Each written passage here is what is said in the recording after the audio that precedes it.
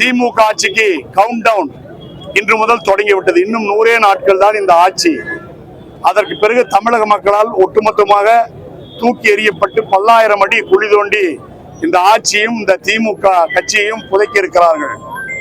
இன்றைய நிலையில பிஎல்ஓக்கள் booth level அதிகாரிகளை திமுக எப்படி கள்ள ஓட்டு போடுவதில் கைது இருந்தவர்களோ அதே போல மாநில அரசினுடைய அதிகாரிகளை வைத்து பிஎல்ஓக்களை கேப்சரிங் செய்து பிஎல்ஓக்களை தங்கள் விருப்பம் போல செயல்படுத்த திமுக முயற்சி செய்கிறது.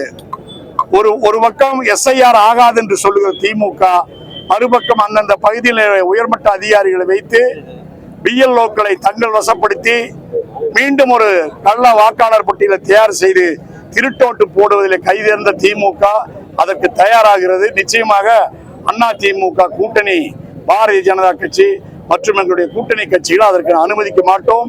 நிச்சயமாக தெளிவான ஒரு வாக்காளர் பட்டியல் தயார் செய்யப்படும். கள்ள ஓட்டு திமுகவினுடைய ஜம்பம் வரும் சட்டமன்ற தேர்தலில் நிச்சயமாக எடுபடாது.